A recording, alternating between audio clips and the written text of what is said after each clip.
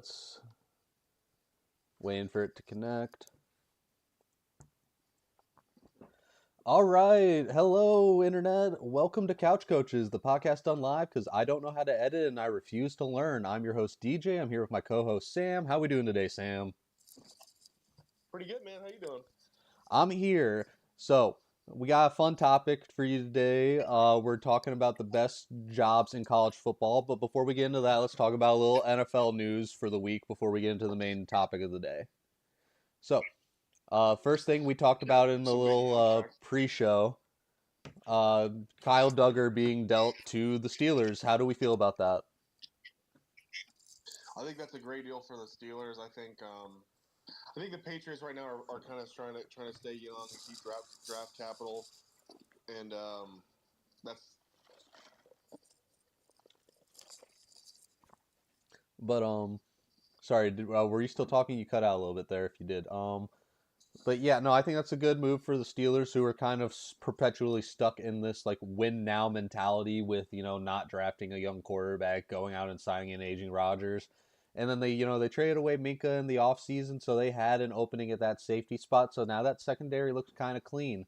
If Jalen Ramsey can pick up his play, Darius Slay can pick up his play. Like, let's see where it goes from there. I mean, on paper, the Steelers should have a secondary that could be feared a little bit. And Sam, you are muted. That is why I cannot hear you. Fix it now. Sorry. I wasn't talking. I was just listening to you, so I didn't miss anything. But And then in other non-game related news, I always have to bring up the Detroit Lions in these shows. Aiden Hutchinson signed his extension, 4 years, $180 million. And I just think that's absolutely massive. That's like a culture move too, because I mean they already have a great culture, but I mean just investing money in a franchise player like him. Honestly, I didn't think about this pre-show when we talked about it, but that's essentially like how like the Browns paid Myles Garrett as like their anchor. Like that's essentially what Detroit's doing, but they have like the culture to back him and maximize him in a way that the Browns didn't necessarily have with Myles.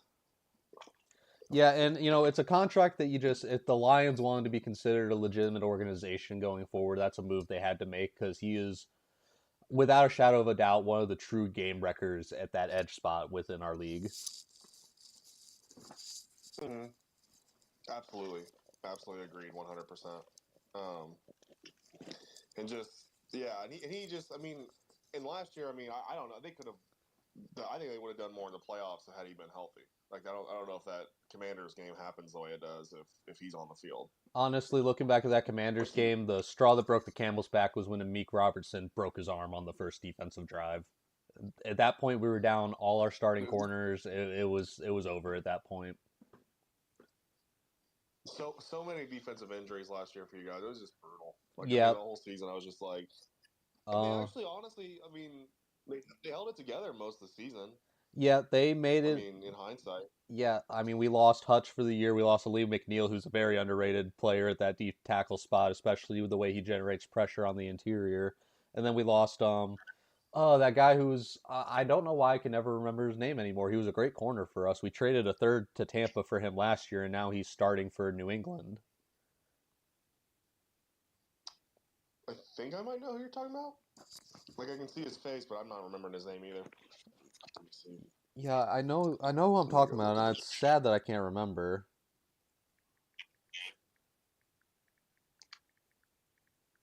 Sorry, I'm looking at scores again.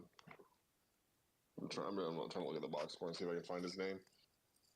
Carlton Davis.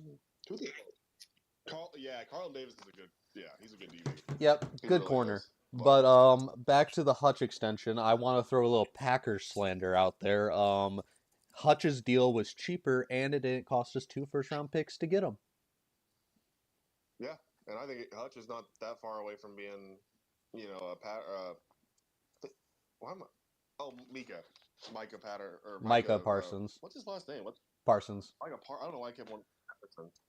Micah Parsons, like that. I think that Aiden might be pretty close to being better than him. Like, I definitely think Aiden's a better run defender than Micah, but Micah is a generational pass rusher. Not that Hutch isn't, but Micah, I'll admit Micah's better at rushing the passer. mean, there's a reason Hutch went 2. Well, he went 2, right? Was it 2? Yeah, he went to Trayvon Walker. He's been all right for Jacksonville, but Hutch should have been the number one overall pick. People got freaked out by his arms being quote unquote too short. That's the kind of stuff like they did with Jared Goff too with his hands. It's like, what are you talking about? I Like, I know they still end up picking Goff number 1, but it was just like we're talking about this guy's hand size pre-draft. Like, that's a major topic of discussion. Maybe talk about how he runs his college offense and how it you know what I mean, like the things that actually matter. But, to an extent, hand size does matter. you think so? Yeah, because if your hands are too small, like I'm not a very big guy. I'm only 5'9". My hands are probably the average size of a 5'9" guy. A full NFL size football, you could knock that out of my hand so easily. Yeah, that's fair. Probably same, honestly. I mean, I'm a little taller than you, but my hands are still pretty average size. I think. I mean, when I feel like I get what you're saying, but I mean, like in the event, why would Hutch's arms being short like really matter that much? The length when you're trying to get the length helps create. I remember the reasoning for this. Why can't I think of it? The wingspan, the arm length, that helps getting with your technique and stuff. And I mean, the Will Campbell, that's his name, right? The left tackle out of LSU who's in New England. Yep, that's his name. Same question marks. The wingspan is like it helps from a technique perspective, and it's like if you don't have that reach, are you going to be able to get on your guy quick enough? Yeah, and that makes sense. It's just, but again, I mean, I think he's a very explosive, fast, technique-driven player that I think it's going to work regardless of his arms. I mean, if you look at Hutch, he definitely has some polishing to do in his game because he heavily relies on that spin move. And if I have one critique of Hutch, it is his reliance on that spin move, and then he gets out of position and he can let up big run plays sometimes because he's not setting the edge. He's worried about getting to the quarterback. Yeah, and that's being a run defender. But you still think he's better than Micah? Absolutely. Those like headache moments are few and far between. It's just like when it happens, it's very noticeable that he's like losing the edge because he always like spins to the inside. Yeah, like he's a better pass rusher than he is a run blocker, and that's how a lot of defensive ends are. And it's like, you get, but that's honestly why the 3-4 defense is so like prominent for that reason, because you get like the defensive ends that are like athletic but also big, and their job sometimes is to focus on the edge. Sometimes it creates versatility in a way. It's a quality way to run your defense. Hand in the dirt. Yeah, I mean, because I don't know what Detroit runs right now, but I mean, we're a like base. I watched them play as we're a base 4-3. Sometimes we stand Hutch up, sometimes we don't. I was about to say, I feel like more often than not, I'm seeing him with his hand in the dirt, but yeah, he'll occasionally stand up, but yeah, it's mostly a 4-3 defense. Yeah. That's like if I'm playing video games, that's what I tend to like to do because I just get a pass rusher and go. But like in real life, I'm also like that versatility that the 3-4 brings is really impressive. That's why some of the greatest defensive minds the game has have always kind of swore by it. Like Saban, I think always ran the 3-4. Yeah, when you look at it, like I think over the last decade, so the stronger defenses we've seen over the last decade have ran that base 3-4 defense. Because when you have another down lineman on the field, because that's the difference between a defensive end and a pass rushing linebacker is the speed aspect, really. So like when you have a piece that's versatile, who's still big enough and strong enough to rush the passer, but you can also like not be overly scared. You're still scared dropping that guy into coverage, but you're not overly scared when you're doing it. Yeah, like he can do enough to make it to fool the offense, honestly. Yeah, I mean, keeps the offense honest because he's not going to come on every single snap. Yeah, exactly. But what else was there to talk about? The Bengals gave the Jets their first win. Like that was a great moment. Talk about upset of the week. I got knocked out of my Survivor League because Miami decided they knew they were an offensive juggernaut against Atlanta. What did they put up against them? 34. Hey, that's a good game for them. Now, The Falcons granted, are kind of once abysmal. I saw that Kirk But Cousins was starting and Drake London was out, I probably should have switched. But at the same time, my thought process was Miami is so dysfunctional and so bad that it's not going to matter. Kirk Cousins is still a startable quarterback. And honestly, I didn't yeah, watch the tape, but like looking at, because, I have Kyle Pitts in fantasy, I was watching the play by play. So I was seeing it, and it's just like it was a lot. I don't know how much pressure Miami was getting, but it was a lot of dink and dunk from Kirk Cousins on Sunday. yeah, and I just noticed that Kyle Pitts had 9 receptions too. That's crazy. Or 9 targets. I think receptions. Let me go back and look. Yeah, and a certain someone in our league was trying to get Nico Collins off of me for Jake Ferguson and Marvin Harrison Jr. He's like, "Oh, dude, your tight end's Kyle Pitts," and I'm like, "Yeah, dude, I'm fine." In full PPR formats, he's Yeah, actually tight end 9 on the year. is he? I thought he was doing a lot better. Yep. Our formatting is In our obviously a formation, little he's 12. goofy, but because we do the half PPR and then we have the bonuses, so it puts it out of whack a little bit. But Kyle Pitts is in standard PPR formats. Kyle Pitts is an every week starter at that tight end position. Yep, yep. I agree with that. And you know, it's funny because this was the year where I was like about ready to I think give up on him, and he's actually kind of being decent. Oh yeah, no, I mean, I started Hunter Henry for a couple weeks because he was like tight end 1 for like the first 5 or 6 weeks. But you know what? Kyle Oh yeah, Pitts has Drake a May was. really easy tight end schedule coming up. Sorry, go ahead. I was just looking at that too about his tight end schedule being easy, but also I was gonna say about Hunter Henry. Yeah, like early in the year, Drake May was definitely using him as his security blanket. Hunter Henry, I mean, And he was like that was like he's just like, oh yeah. Yeah, he's just been the Sorry, go favorite ahead. red zone target as well. Like that's Drake May's guy when they're in the red zone. Yeah, and that just yeah. And I mean, and that receiving core is honestly kind of stepping up a little bit. Like Boudier and Diggs look like a decent little receiver duo. Yeah, is Because that how I you say kind of have that, a feeling that Boudier? Boudier might end up. I think it's Boudier. I think that's how I understand it to be said. Like people call him Booty, but I think it's Boudier. That's what I've heard on like TV and stuff when he's played. I That's watched him play probably ironically at correct. LSU. But yeah, no, like But Drake May's been balling out this year with a, quite frankly, subpar receiving core. So like, I mean, I don't know. I haven't watched the Patriots games because I don't have the ticket. But I feel like if I had to wager, it's for Drake May elevating those around him rather than them stepping up. I think that it depends on the. Yeah, I mean, from what I've seen, I think Boudier's looked okay. But I mean, he's not. He shouldn't be your one. I mean, I don't know really who their one is. I don't know if they have a one.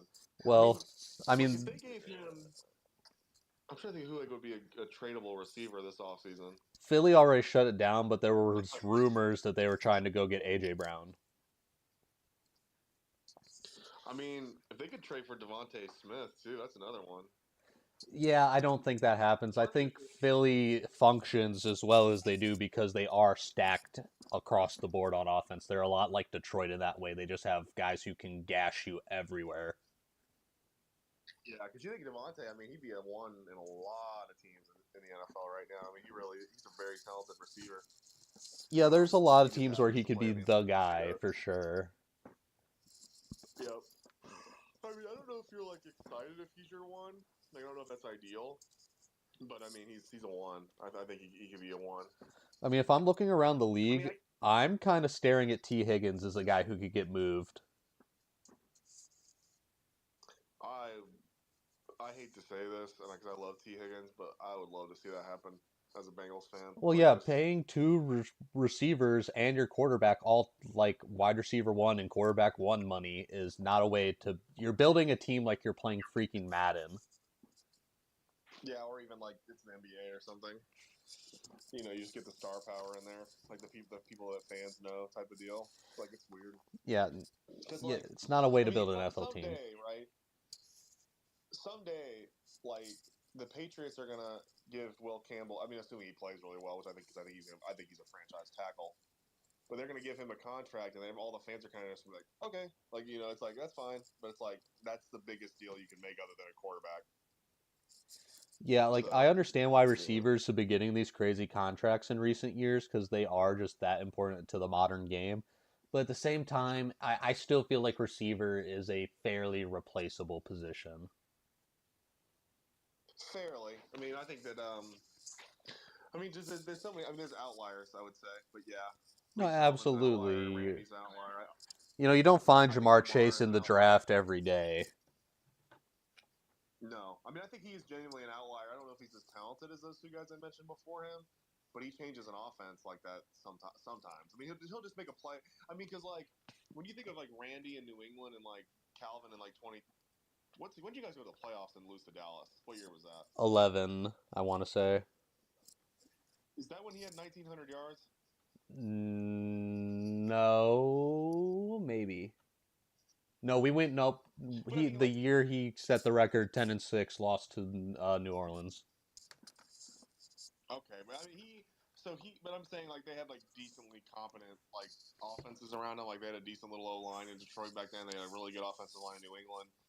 Like, and this offense is a crapshoot other than him and Burrow and Higgins. But I mean, and I say a crapshoot. I mean, it's just like I'm talking about like schematically, it's a crapshoot almost too. It's like it's just really I don't know. It just doesn't look. It just doesn't look competent with Uh, Burrow hurt. And that's pretty scary. that's a team that But could have used a Ben Johnson had they had the balls to actually fire Zach Taylor last year. well, what I think needs to happen is we need to go get Joe Brady if they do decide to fire Zach Taylor this year, which I think that's looking like it's more and more likely. I don't know how you can justify keeping him. Like you can make the excuse that he deserves another shot because Burrow's out, but they didn't look good with Burrow a year ago. Well, I mean, he looked good, and so did Chase. But other than that, no, they didn't look good. They're so bad. It's just he's just not a good coach. I think he holds the team back. I'm sick of it. I'm just honestly, genuinely, just really sick of it. No, that offense, even in spite of the O line, should still be putting up 30 a game. Yep, yep. I mean, that's what they did last year. I mean, because literally, it's like I think that like the Chase and Burrow like tandem maybe peaked last year in a way that it maybe never will again. Where like Jamar Chase was the best receiver in the league, and I think Joe Burrow was the best quarterback in the league, other than maybe Josh Allen. But I think his numbers were better than Josh Allen's, and the team was a lot worse. You got to But obviously, look he at didn't the have Chase. rushing numbers when you look at Josh Allen. The arm doesn't tell the whole tale. I know that's fair. That's fair. But he's so talented. Josh Allen is just so talented. But and it was the team that missed the playoffs by a game. By a game. It's like, how does that even? I don't know. It's just frustrating. No, I don't know absolutely. It's why gotta I suck made to this be a Bengals decision. fan right now. Yeah, I'm just this season. I'm basically just punting. Which, and I think Joe Brady's really going to start getting some loud noise about being a head coach, maybe even just from LSU. But if he wants to stay in the NFL, I think the Bengals would be a good opportunity because he's getting his players back, like he's getting Chase and Burrow back. Um, yeah, And he'll probably have a top 10 we'll pick to see. work with and get a franchise tackle for Joe Burrow. Ideally, this O line draft, I think I've heard just in passing. I don't know a lot about it, but it's pretty strong. I've heard. I feel like last year's was a little bit weaker.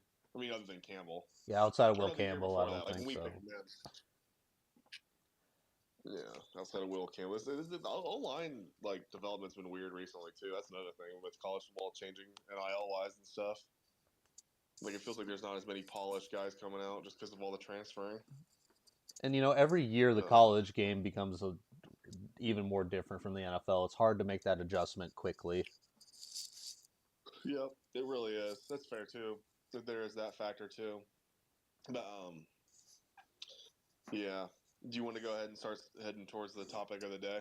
Yeah, we're talking about college a little bit. So, big topic of the day, anyone who read the title knows.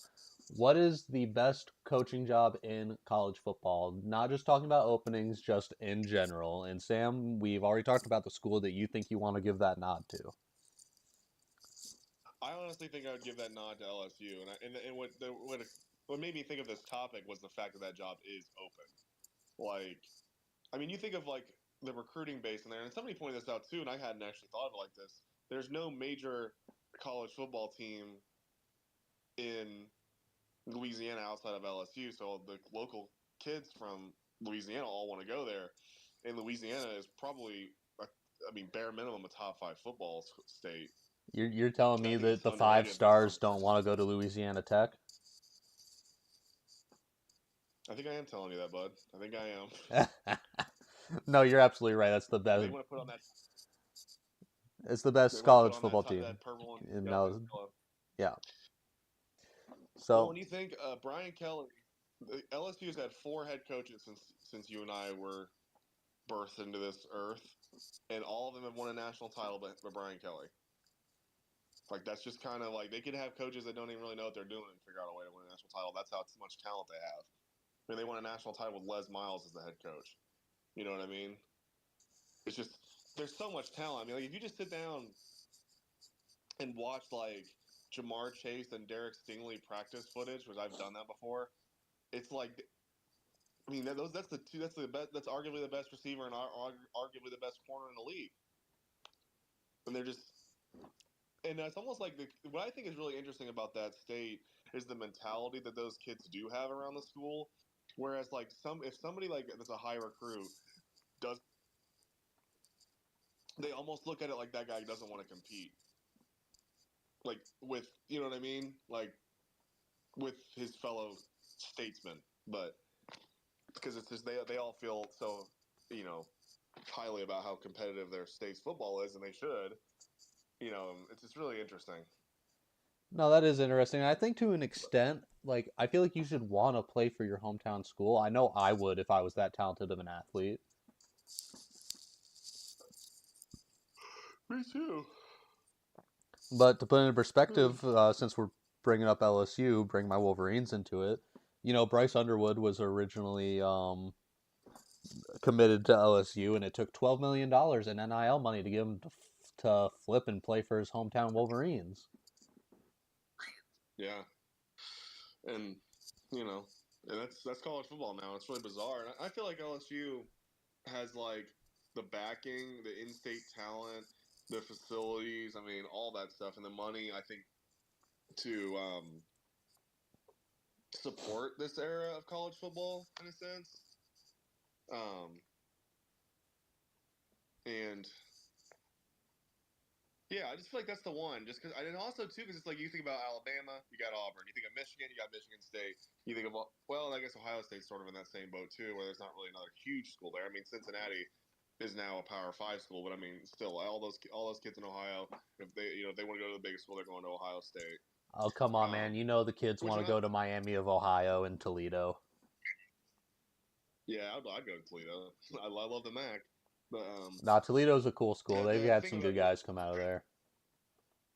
I've actually been on their campus and went by their stadium not that long ago. It was actually the beginning of August. I was up in Ohio at Cedar Point. I went and saw it. It's a really beautiful place. Really interesting town too. And I went by Bowling Green too, it was late at night when I was in Bowling Green. It was kind of just something I did on a whim. You know, it's kind of sad because, I attended a MAC school, and when I interned at my local high school to finish my undergrad degree, my direct superior went to Bowling Green State. I did not know that was a MAC school. Beautiful campus. Yep, I had never beautiful even campus. I mean, had and never again, even I heard know of them. night, but yeah, it's a beautiful place. Urban Meyer actually, that was his first head coaching job. Really, Was Bowling Green State. Well, now I hate Bowling Green State They were even really more. successful. Oh gosh, yeah, the Notre Dame receiver coach got hired there, named Urban Meyer. That's what it was at the time. You know, it's even funnier about my boss also going to a MAC school. You know, he was also a Suckeye fan. Oh really? Yeah, they'll do that over there. So we both went to MAC schools, and then we were both fans of the biggest rivalry in college football. Yeah, and it's the best one. But I mean, what I was saying too is USC. I mean, I know UCLA is a dumpster fire right now, but so there's other programs there that have had success at different points. Even if, like, obviously the kids in Michigan are going to lean towards Michigan, the kids in California are going to lean towards USC. There's still enough competition to where you're losing kids, and I don't really think LSU or Ohio State have that. And they have the backing and they have the buy-in, and there's not really a split fan base amongst the state itself. And the states are both rabid football states. I think Louisiana is a slightly better. I don't even know slightly, but better. because I think I have a lot of respect for Ohio as a football team. I might put them right as a football state, and I might put them right in that top 5 too. But I think Louisiana's like top 5, top 2, top 3 football state. It's hard for me to put them ahead of Florida, California, and Texas. I mean, I think as a cultural But I think, phenomenon, I think Texas is the football state. yeah, but But I think Florida might be too. if you wanna give like a historical nod, you gotta give the nod to Ohio in that case. Oh yeah, that's where football was invented. I mean, if you look at if you're going from the beginning of football, or even, but yeah, I mean, I have a lot of. I think they're definitely top 5. I think both those states are top 5. I think Louisiana is a better football state than Alabama. I think it's a better football state than Michigan. No offense. I think it's a better. I'm trying to think of some other state. Georgia. I mean, Georgia's up there too, though. I mean, that's another one. I They've mean, had a lot of good I could quarterbacks be recently too. mistaken, but hasn't like if we just compare Michigan to LSU, not the whole state's assortment of schools, isn't Michigan a more successful program all time than LSU? Yes, but I mean, I think with LSU, a lot of it is its recent successes where I bring up. I don't even remember how many national titles LSU has. Let me look it up. I know they have 3 in my lifetime. I mean, it's a quality program. There's no doubt about it. I don't want to take anything away from them. It's just like, you came at me, bro. Like you said, oh, LSU's a better. Oh Or, no, no, no, no! I wasn't talking about Michigan. I wasn't talking about Michigan like the school. I was talking about the state, like for high school football, like in recruiting. oh yeah, no, Michigan But that's does it. not produce the best high schoolers in the nation. It's probably top 15 or 20. Probably top 15. I mean, 'cause if you go down the list, it's like It's Florida. Florida it's produces the best high Ohio. Not, schoolers. yeah, and in no order: Texas, Florida, Ohio, Louisiana, Bama. Um, who would You know who surprisingly has I, like a wealth of college football talent is Jersey. Jersey, that's another one that I probably would put ahead of Michigan. Like a lot of good players come out of Yeah, Jersey. It's kind of funny to think about with how small they are. California, that's 7. Arizona. I don't know if Arizona's better than Michigan though. Arizona just has so many top end players that are so good. I feel like let's think. Am I forgetting? No, Michigan might be top 10. I Yeah, think they're a better football state than Indiana. I think they're a better football state than. There's some Tennessee might be ahead of them actually though. Tennessee has a lot of football talent. I mean, just I despite was the kind of leaving out a lot success of. of IU, the Indiana's always going to be a basketball state. Yeah, I mean, there's some talented players here, but not in the same way. Because at the end of the day, it's like, oh, by the way, claim national titles for 1958, 2003, 2007, 2019. So 4. I can't remember how many Michigan has, but I know it's a lot more than that. I believe it's 11 claimed. Yeah, the big ones are 98 and or 90. Was it 97 and or was it 97? It might have been. I have a. 97. If I could actually walk outside my room right now, I have a big old sign with all the national championships on it. Is it updated even for the new one? Oh no, I got that years ago. It's not updated.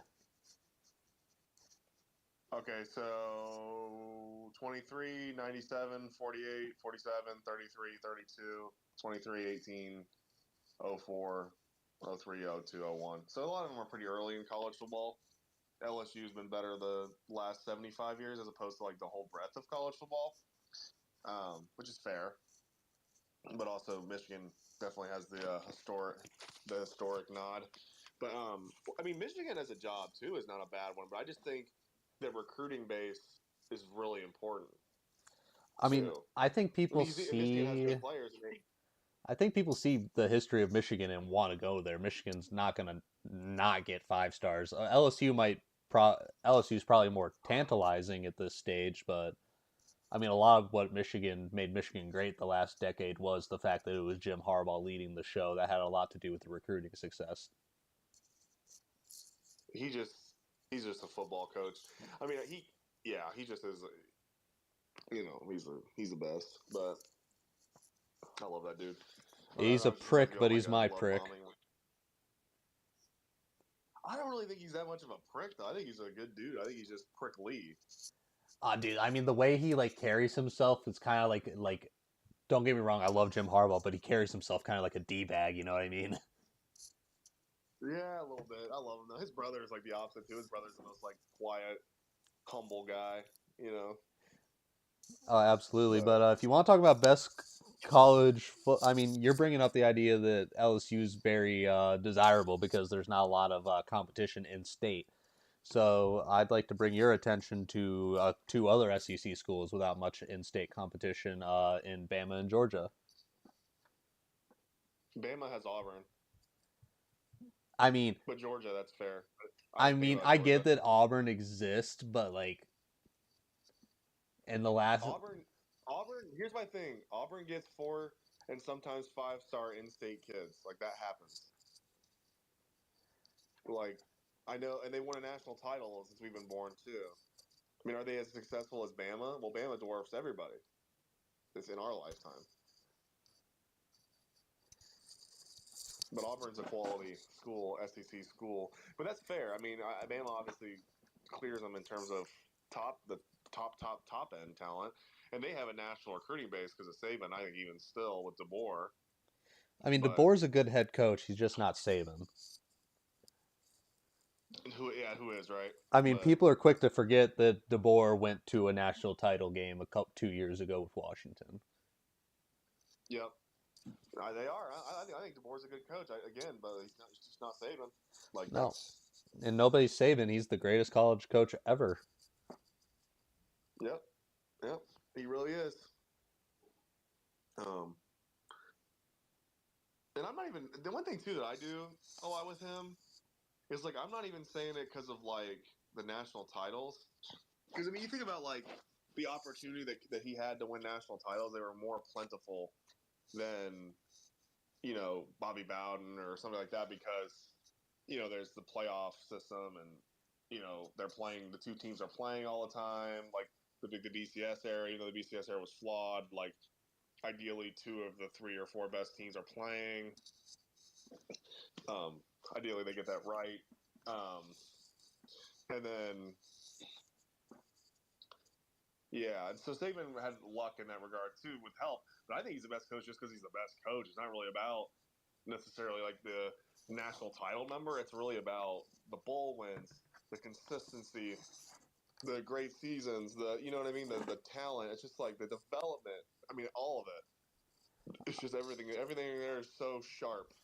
I mean, you're doing something right when I've got to sit here and see a bunch of like quote unquote Bama fans in Northern Indiana while I was in high school, and it's just like, dude, what connection Yeah, do you have to Bama? You're just a freaking bandwagon, dude. You just want to be a part of like the yeah, greatest team. yeah. They just watched them beat the dog crap out of Notre Dame in a national title, and they're like, all right, I guess I'm just gonna switch sides.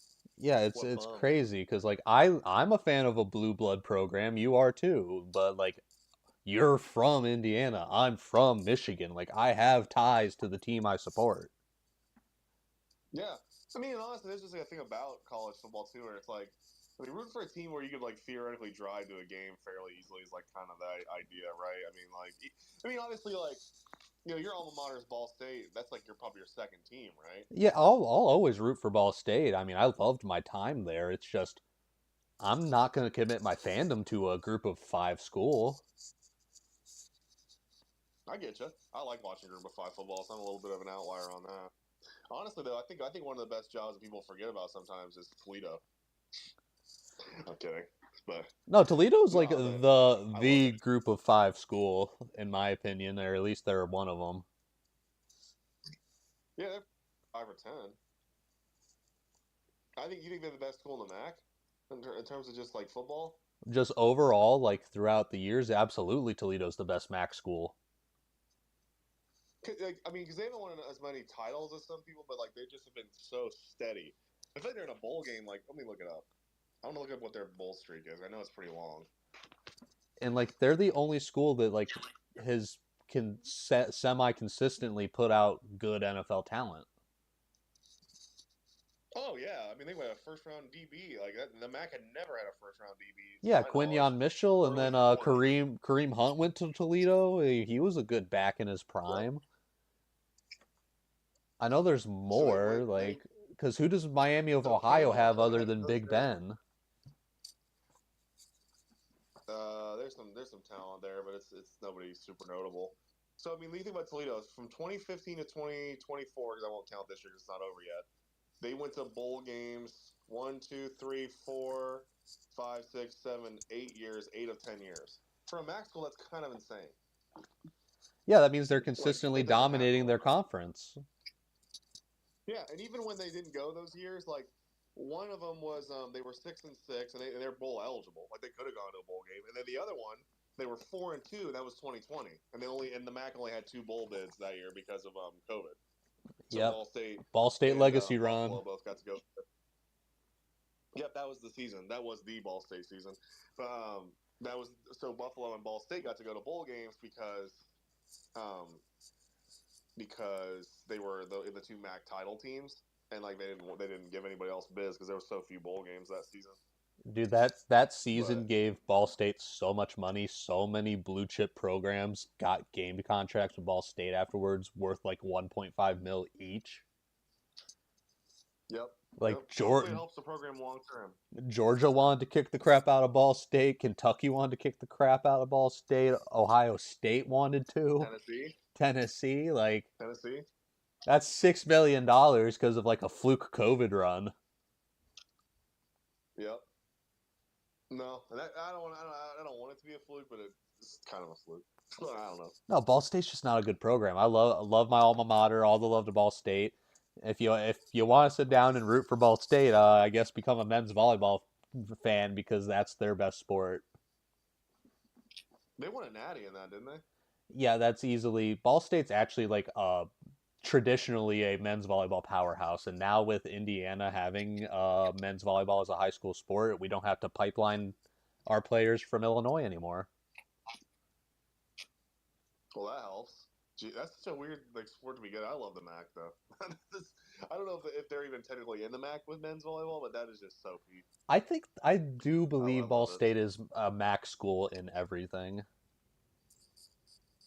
I thought so. They're one of the. I don't even think there's that many schools that do that, but they're one of them.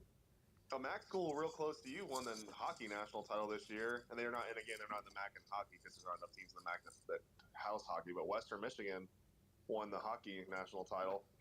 Oh yeah, I saw that. I was Um, listening to Financial Audit with Caleb Hammer. A little plug right there for him. Not that he needs it because he's like got millions of subscribers, but yeah, he was talking about that. The Western Michigan won the hockey natty. yep, I love it. I love it so much. But well, this speaking of the MAC, real quick, I think one thing we should invest just 2 seconds to do before we hop back on the best job. This Saturday we got a couple MAC games, but then week 11 we got 2 games on Tuesday, 2 games on Wednesday. So midweek action finally kicking off. I can't wait. That is the most like appealing part of Um, the MAC to me is the midweek contest. yep, I don't even think Ball State has one this week. Or no, they do. Wednesday versus Kent. Sunday I'm gonna go to a Ball State midweek game. It sounds fun. I think I went to a Friday game with Ball State one time, but usually it's just the normal Saturday games, the tailgating, that fun stuff. Yeah, actually, I've only But attended one Ball State game in my life, and it was hard. I think it was Ball State versus NIU like 4 years ago. oh yeah, that's the game that like you need them to win, and then when they don't, it's brutal. Them losing that trophy never. I mean, did you know they played like last weekend and like that was the last matchup on the schedule because NIU's leaving the conference. Oh damn, I did not know that. Are they? So they lost, and now they have the trophy. They're taking the trophy for good, essentially, Oh geez, that's kind of because Ball State wild. had it. Yeah, Ball State had the trophy, and right now, like, so what it sucks is like for so long they didn't have either of the trophies because in 2014, like a down year for Ball State ran into like maybe the best Indiana State team of all time. That's like their other rivalry, but it's not. It's like not as competitive anymore. It used to be really competitive, but and and that Indiana State team just ran it up on them, and they won. They got the trophy, and then they didn't play for like a decade. And then Ball State just beat the crap out of them in 2023. I want to say, yeah, 2023. So I got to watch them play Indiana State finally in person, and that was fun. I've seen them play all three of their rivals in person now at Schumann. Because last year I watched them play against Miami, which they lost. And then when I was younger in 2016, I watched them play against NIU. So, you know, that NIU rivalry, man, I'm gonna miss it. It's been a fun ride. Where's NIU going? Mountain West. Really? I think just a little bit more money, so that was enough for him to just jump ship, which makes me sad. But I've never been a big NIU guy. Like, I don't want to say they're my least favorite MAC school. I mean, honestly, they probably are. Just because, like, that rivalry with. So here's the thing, too. I don't know if I've even told this story on the podcast. So I'm going to go ahead and do it. So NIU and Ball State, like, that rivalry, like, actually meant a lot to me when I was a kid, and it still does now. That's why I'm sad it's over. But so Ball State, like, I watched them lose to NIU for I think it was almost a decade straight. I think it was from 2009 to 2018. They lost to NIU every single year. Dang. And that was a brutal, sad childhood, like, dreary game every single time. I went to a couple of, well, I think one of them. I think I only went to one of them. It was 2016, but I was always watching it when I could. And so I'm sitting here, and I'm like, you know what? Notre Dame plays NIU this week. Let's go watch Notre Dame beat the crap out of NIU because I hate them. And is that the? Sorry, you went to that last year? Yes. You know what happens in that game, don't you? Yeah, I know what happened. Oh, I was there in person when that happened. Oh, dude, at my old job, Dude, I it was worked with so many it was the ND worst. fans. I was talking Dude, so much crap it was the worst. the entire year because of that. Because I'm just sitting here like, okay, my big boy school and it's playing my little boy school's like rival, so I'll go watch them just beat the crap out of them, and just for my own amusement. And then two drunk NIU girls, the girls from NIU, are sitting in front of me just yapping the whole time. It was just brutal. It was a brutal freaking event. I mean, I had fun being on campus and stuff, but I got out of there so quick after that game. I was just done. This was that then reminds I was me like, of the only sorry to cut you off. That reminds me of the only Pistons game I've ever attended. It was actually against the Pacers in Bankers Life back in the Blake Griffin D Rose days, and actually both of them were hurt, so I didn't even get to see any of the relevant Pistons play live. And I was getting heckled by like a fucking 11-year-old the entire night. That's so good. That's so cooked though. Like, what am I supposed to do? Like, so like in Notre Dame, like it's a Catholic school, so like you can't have like alcohol in the stadium. Like you can drink outside the stadium, but you can't drink it in the stadium. And this girl's just pulling like fireball shots out of her bra and just getting like obliterated. And I'm like, oh god! And she just wouldn't stop making fun of Notre Dame, like, oh, NIU wins. And I'm like, oh, this is the worst. And I was honestly sitting there like calling for Freeman's job. And then now he's my favorite coach because, I mean, he gave me a lot of goodwill last year. I mean, that was such an amazing title run. And, I mean, people say that Ohio State game was kind of a blowout. I mean, that was closer than really anybody else that played other than Oregon and Michigan, obviously. But yeah, don't discount Michigan. Yeah, well, that Michigan game, that's just a curse at this point. They can't. Ryan Day just can't beat them. He beat them once, and it was his first year. Yeah, the only time he's gotten them. And then that's Urban Meyer's team plus Justin Fields. That's essentially what it was. So it was like, I don't know. Yeah, no, if Ryan Day can't figure out how to beat Michigan, he's going to lose his job. He can't. It doesn't matter that he's winning the Natty. You gotta beat Michigan. He's got to beat him this year. Like, I mean, this team is just as good as last year. So if not, it might end up being better by the end of the season. Michigan's team is overall, I would say, improved from a year ago. The defense is overall weaker, but I mean, Sherrone Moore's 2-0 against Ohio State, and I find Sherrone Moore to be an incredibly inferior coach. Sherrone Moore has more wins against the rival than friggin' Ryan Day. Yep, Think and about that. the first time Sharon did it, it was because Harbaugh was suspended. I forgot about that. Because I was thinking, like, man, Sharon's already been there 2 years, but then, like, nah, now I remember what you're talking about. Nope, second full year. Yep. And I still Yep. don't think he's officially on a head coaching contract. I think he's still coaching without the official contract. That is so strange. I didn't even know that was even possible. Oh yeah, last year like he didn't Wow. have it, like he was just the head coach. He didn't have like a contract or anything with it, like to get the guaranteed money. It was kind of like a tryout But period, he's and getting not. paid. Yeah, he was still getting paid, but it wasn't like the Huh? like how in the NCAA you get your fully guaranteed contract. Yeah. That's strange. Though. I didn't even know that. Honestly, though, I think, but yeah. But back to the topics, we probably need to get that on too. I would definitely lean towards LSU and Ohio State being like 1A, 1B, maybe Bama 1C.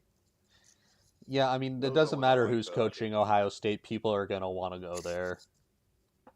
And they're always competitive. I mean, even in the worst, like, I mean, I don't even know if they've had a really bad coach in the last 30, 50.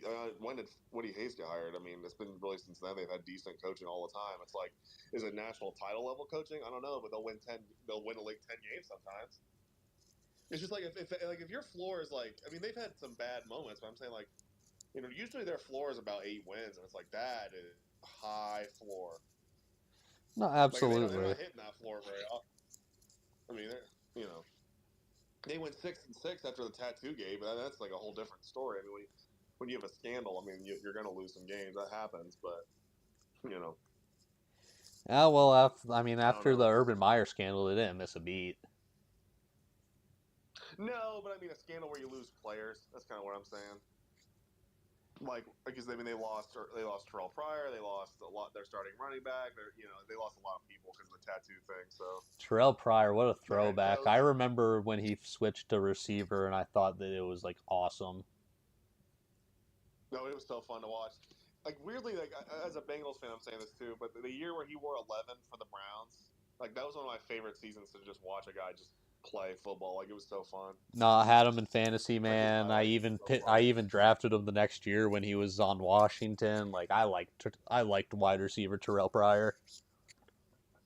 How did he do in fantasy that year? The year he was in Cleveland, he was like a flex play like every week. He was definitely there firmly, like their one that year too. I'm trying to see if I can find his Because like that stats, offense, but I don't think so. it was like him. Maybe Josh Gordon was still there. I'm not sure. Gary Barnyard Barnage.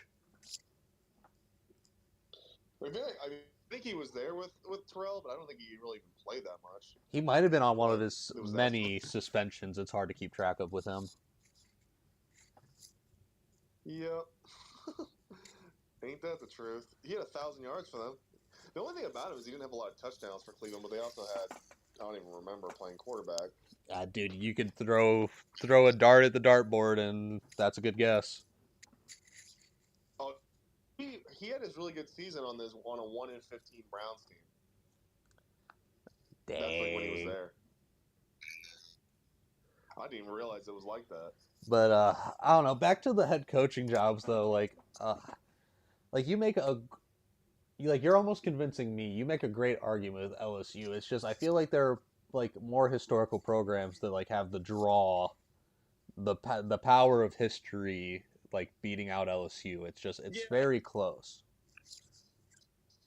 yeah, but I mean, you look at LSU's like recent history. That's the thing. I mean, they've been so good for the last like 20 years, and I know that Bama was kind of they whooped them a lot. Did during that time period, but who didn't Bama whoop, by the way? But I just think there's like I think they're close to equal jobs, but I think there's just little things that make me want to say that LSU is number one. Because there are just a lot of jobs like every Like coach just would dream of being there, like Miami, Georgia, Alabama, Michigan, Ohio State, USC, and Texas to an extent. USC, I think, is another one that I consider, but I don't know. They just keep like cycling through really talented coaches, and it just keeps not working. And I'm like, why is this not working? Like, because you think of their last coaches, their last handful of coaches.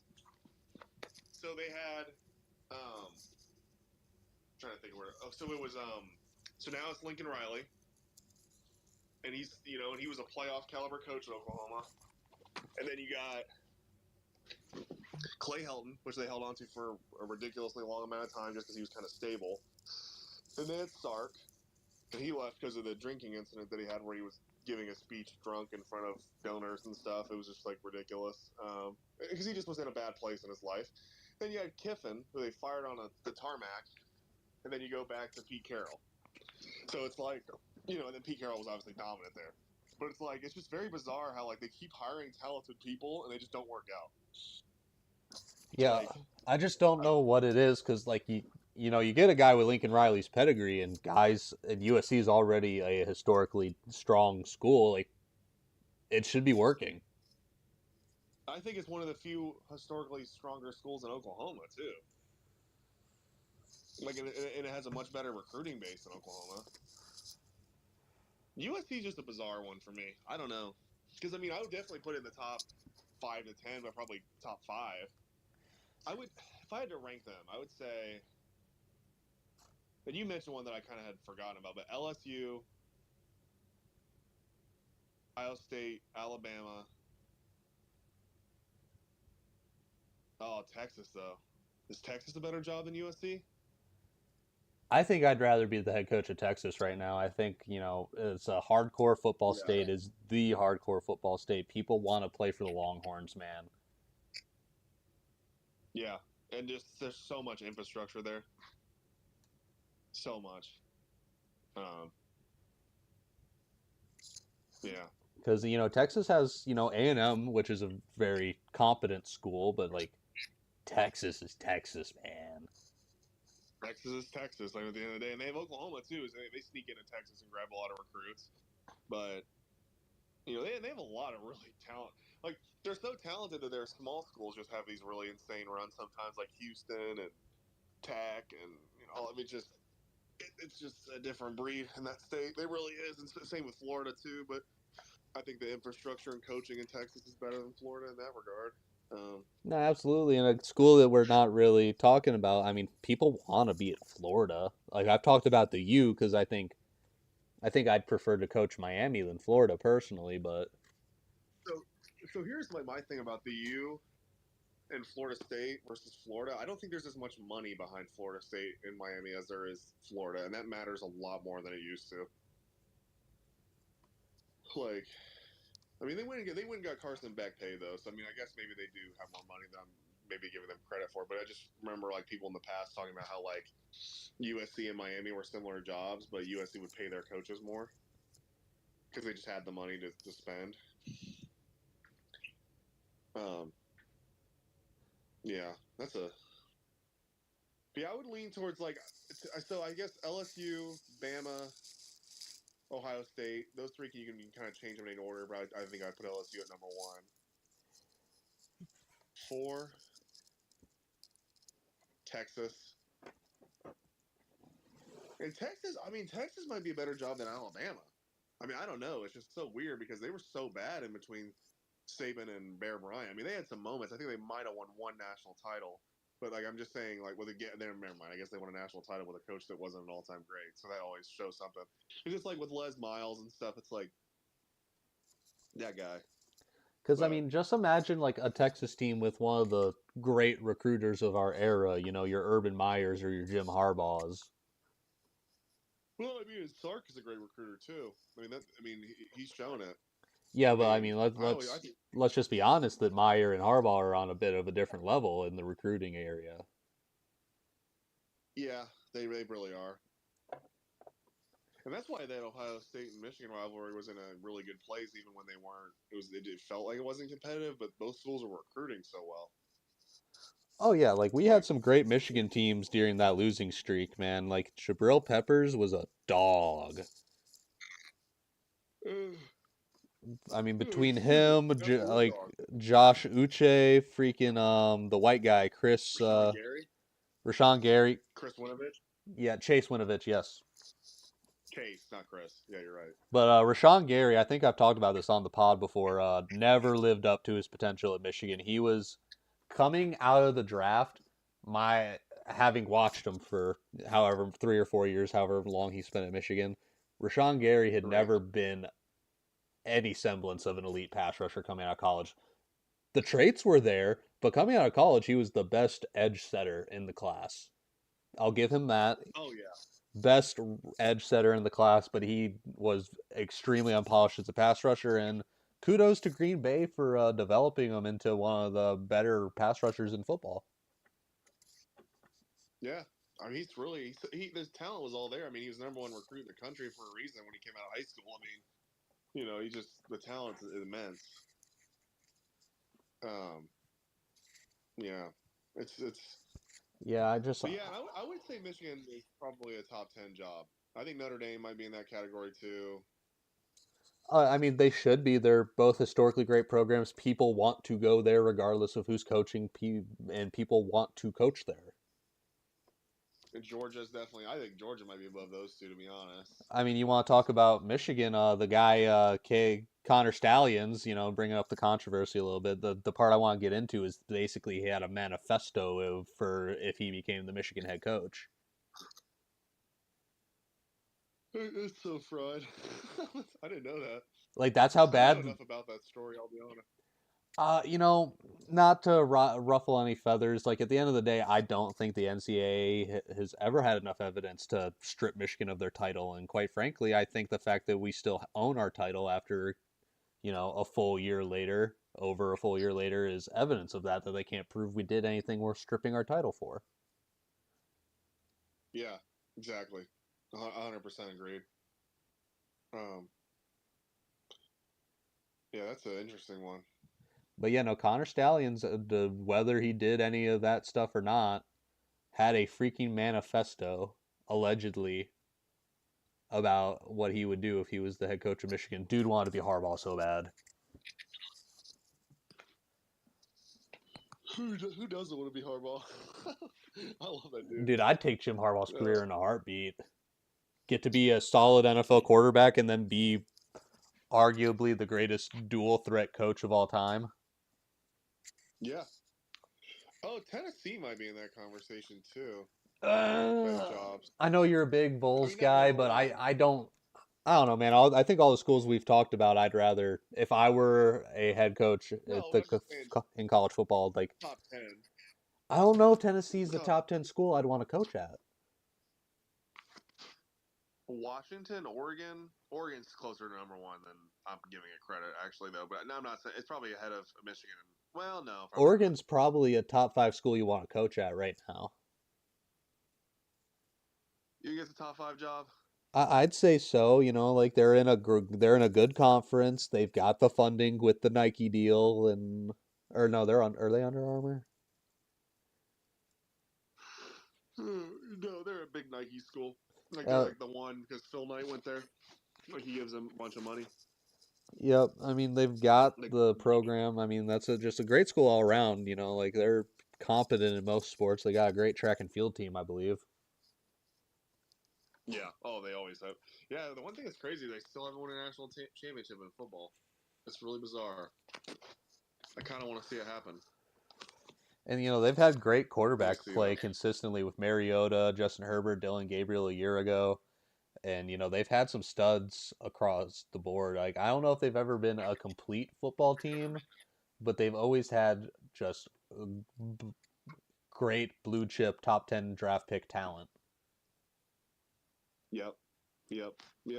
Since Kelly was there, really, but even before that, sometimes they had some really talented players. Like even back in the day, they had, like Joey Harrington. My cousin was telling me about how like he was the first one they really like sold as like, oh, Oregon might actually be really fun to watch. Look at these neat uniforms.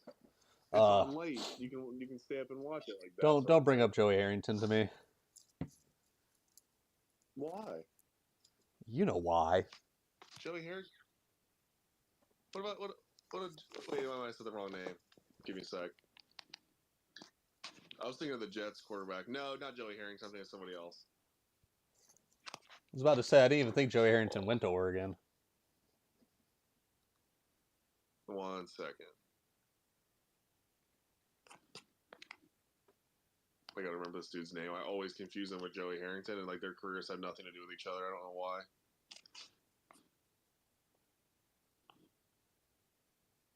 Let me see. Let me see. Oh no, you okay? Joey Harrington did go to Oregon. Okay. Yeah, yeah, he was the first one they really sold. No, I doubted myself there, but yeah, yeah, it's an interesting. That's probably a top five. That's a top. I don't know if that's a, well. Okay, so I don't want to say top five because I don't know if it's a better job than Georgia or Texas. They're like maybe six. Yeah, that's tough to rank schools because there's just, you look at the world of college football, there's what, like 120 Division I schools, and like, there's bound to be 20 jobs that are just beyond desirable to have. Yeah, and yeah, and Penn State's in there too. Florida's definitely in there. Miami of Florida State, Washington. I'm just listing like all those said jobs, like not necessarily listed in order, but just A&M has a lot of money. It has some history. Um, there's more Big Ten schools I'm missing. I keep Wisconsin maybe. I mean, I don't know. Maybe. I mean, they're a solid program. I think people would want to go to Wisconsin. Cal and Stanford maybe. I don't know about those two.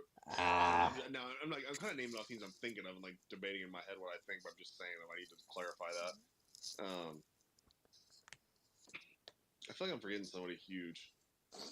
oh, there's so many schools that are worth wanting to be the head coach of. Like, we're definitely leaving someone off the list that deserves to be.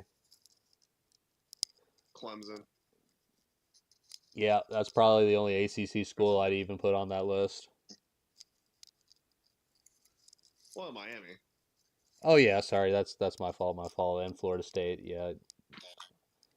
I Yeah. always forget that they're ACC. I don't think about them enough to like make the connection consistently. Yeah. I don't know though. I'm leaning. Yeah, I'm leaning towards LSU being number one. Like I I think wanna Ohio State's argue, success. like I want to argue with you, but like you make a solid argument. Like there's like it just feels like up into interpretation at this point because LSU is a very desirable job to have.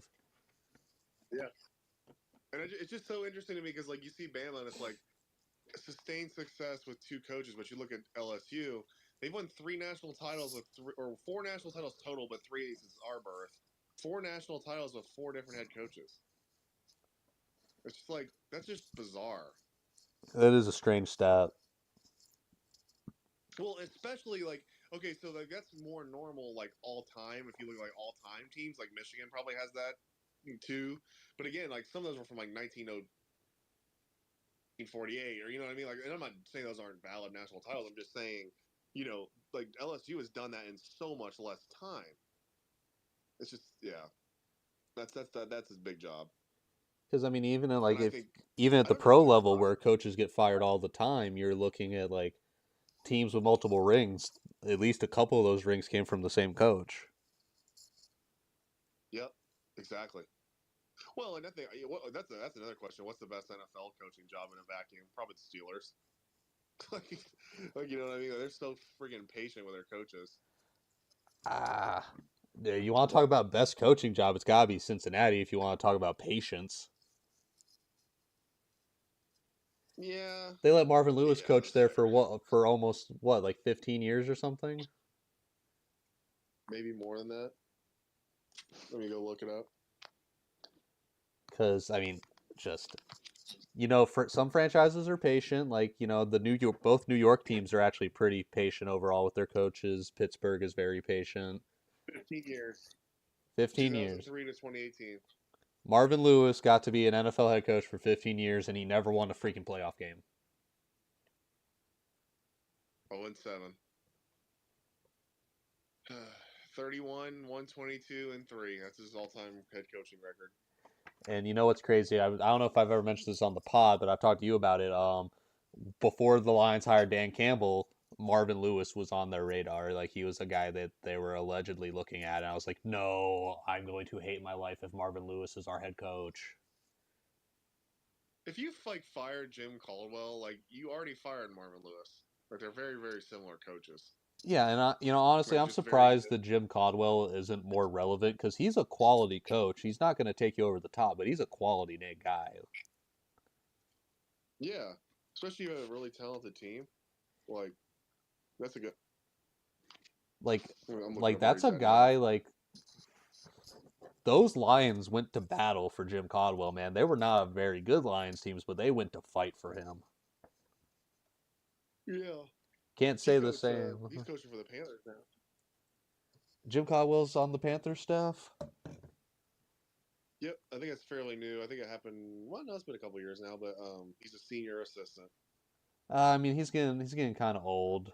He's probably not going to ever get another shot at an NFL head coaching gig. It's the Lions' curse, man. No one's who. No, I don't even know if he wants it. I don't. Like, even if he wanted it, I don't think he's getting that shot again.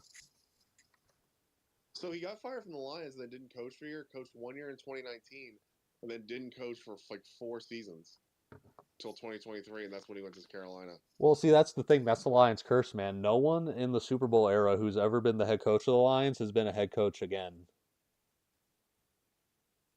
Well, hopefully that happens with Dan Campbell because he stays there his whole career. I mean, honestly, I kind of want to see that curse get broken a little bit because there's gonna it happens to everybody. There's gonna come a day where Dan Campbell gets fired from Detroit. You think so? It happens to everybody, man. It doesn't matter how great you are, unless he retires like after winning 1 Super Bowl, he's gonna get fired at some point. Everyone gets fired. Sean Payton can get fired. Tell you who else. I mean, Bill Belichick technically didn't get fired, but he was getting forced out. Yeah, that was a weird moment in time. He was like keeping them too relevant. I think it got to that point. But yeah. But like this league is a what have you done for me lately league. If Dan Campbell wins the Super Bowl, but we are a 3-win team in 5 years later, he's gonna get canned. Possibly. That is one thing about LSU though. Like Orgeron won a natty and then got fired like a season later. that is the one thing about LSU. But football. I mean, all sports it's a what have you done for me lately kind of world. No one cares what you did 10 years ago if you suck right now. Yep. Just like if no one's gonna remember that the Lions were 15-2 last year and the number 1 seed in the NFC in 5 years if the Lions are a 3-win football team. Exactly. People are going to be like, Dan Campbell freaking sucks. Why is he still here? I hope that never happens. I want Dan Campbell to coach for the rest of my life. But, like, it's just inevitable for guys to get fired no matter how great they are. Yeah, that's how I feel about Freeman. Like, I need that guy to be my head coach forever. And Freeman's relatively young, isn't he? He's 39 years old. Oh, yeah, if he keeps up this level of success, like, he's going to get to coach there for, like, 30 years if he's consistently making playoff runs. Well, the thing about it is, too, Notre Dame's a weird job, too, because I don't even... Okay, let's look it up. I think it's Lou Holtz, but I don't... Longest tenure Notre Dame coach, this one will go.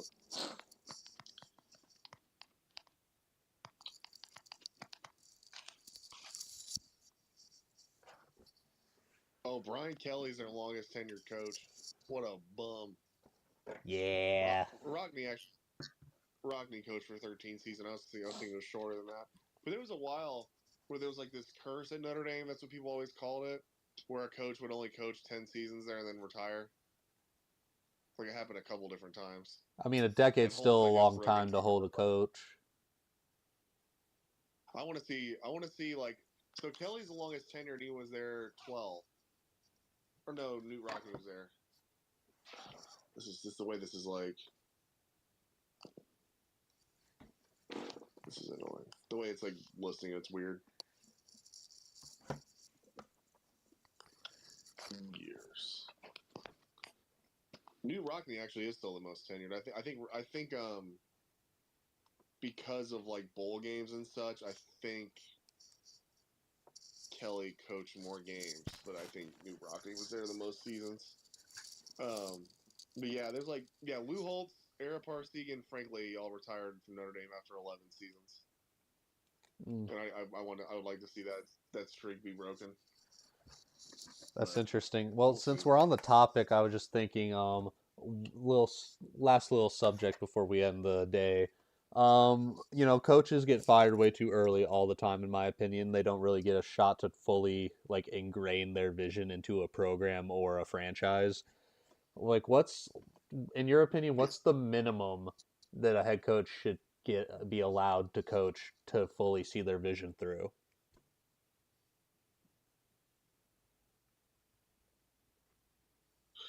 I mean, it depends with how you go from year 1 to year 2.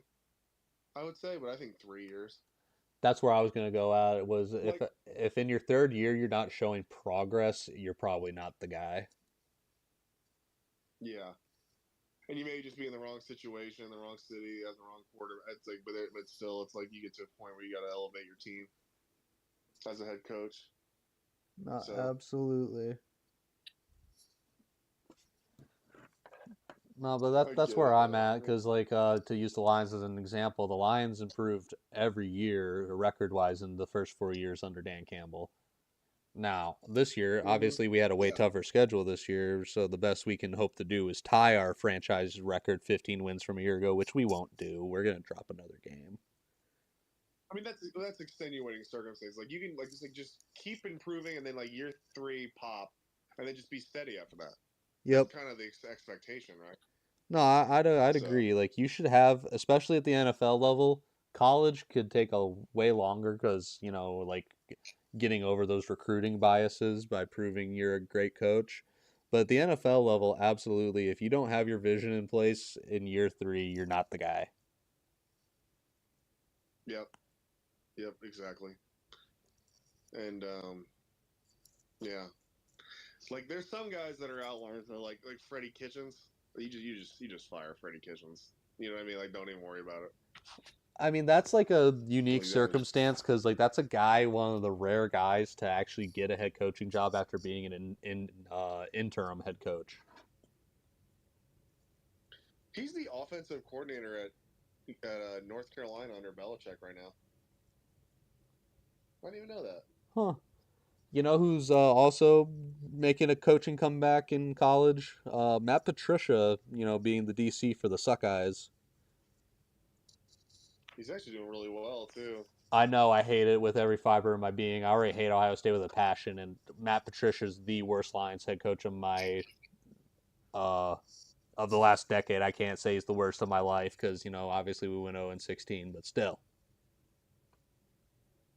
Since like Stafford got drafted, you could say that. Yeah, since Stafford got drafted, because, I mean, Jim Schwartz at least got to the playoffs. Yep. No, my cousin is like a Lions and Ohio State fan randomly, and so when Matt Patricia got hired, he just started panicking. He's like, "We're never gonna have a good defense again." He said, "I can't have that idiot this close to my team again." I Like, yeah, Dude, I don't know. I'm sure I've told you, but maybe not to this extent. I was so beyond hyped when the Lions hired Patricia. I thought that was the hire of the coaching cycle. Like, that I literally got a T-shirt with Matt Patricia's face on it. do you still have that? Yes, I do. I'll send you a picture if I can find it after the show because I'm not Okay. shitting you. I own a Matt Patricia T-shirt. If you can like make a if you find yourself like a picture of yourself in it, make that the thumbnail. That'd be so funny. Oh, I don't think I have any pics of me in it. I probably do, but I'm not going to comb through my photos like that because I last time I You're wore awesome. that was probably like 2020 was the last time I ever wore that shirt. That's so funny though. And it's funny Matt because it wasn't Patricia. even like a lion shirt. It was a picture of his face and it was like, wearing his back where it's hat and the damn pencil in his ear, and it still had a Pats logo on his hat. That's so funny. You just loved him that much. Damn. Dude, Of he all was coaches to get that, bro. like I liked him. I I thought he I was loved him, dude. I thought he was gonna be great, and then he like was trying too hard to be Bill Belichick. Like he thought he had arrived already. Yeah, no. And some of his assistants do that. That yeah. Like something about like Bill Belichick, despite having a vast coaching tree, has one of the most unsuccessful coaching trees in football. Oh yeah. It's like a thing. It's like Tom Brady and Bill Belichick don't go with them. But when they leave, that's kind of the vibe. Because like I feel like the only Bill Belichick disciple who was worth anything was Bill O'Brien. I don't think that's a crazy thing to say. I'm gonna go back and look at his record again. I was just thinking about that the other day. Bill O'Brien was a good coach. Like, when he took over Uh, GM duties, that's when the Texans fell apart when he thought he was Bill Belichick and could be the GM and the coach, but he was a good coach. he's doing pretty good in Boston right now for BC. Well, I I guess don't I know, left I off won Mike that. Vrabel. Do you really count Mike Vrabel as a Belichick disciple, though? He might be like his best disciple, but like no, because we're talking about assistant. We're talking about like coaching tree. Like he was his player, so Yeah. it's different. Like I think he's on Bill Belichick's coaching tree because I think he coached under Belichick. That was the tongue twister. I'm trying to remember. No, yeah, he coached under Bill O'Brien. He coached under Bill O'Brien. Okay. Did, ironically. So, yeah, that's so he's a Bill O'Brien disciple, funny enough. Yeah, probably the best one by a lot. So. I mean, does he have any other guys from his staff that got head coaching gigs? I don't know. Not that I can think of off the top of my head. Let me look it up. It just made me think of, AFC South teams. Who was it? Was it Mike Mularkey that went to the playoffs and got fired after winning a playoff game for the Titans? Mm-hmm. Yeah, that felt so Mike unfair to Mularkey. me. I liked Mike Mularkey. He hasn't been a head coach since, but I liked Mike Mularkey. I'm trying to figure out if he has a coaching tree. I don't know. I couldn't find anything. Oh, there's no way. Must be him. There's no way Bill O'Brien has a real coaching tree. He might like in college because he's had 2 college stints, but I mean, still. But yeah. But yeah, interesting stuff. Maybe we should deep dive more into coaching trees one episode. That could be fun. That's so fun. I'd love to do that.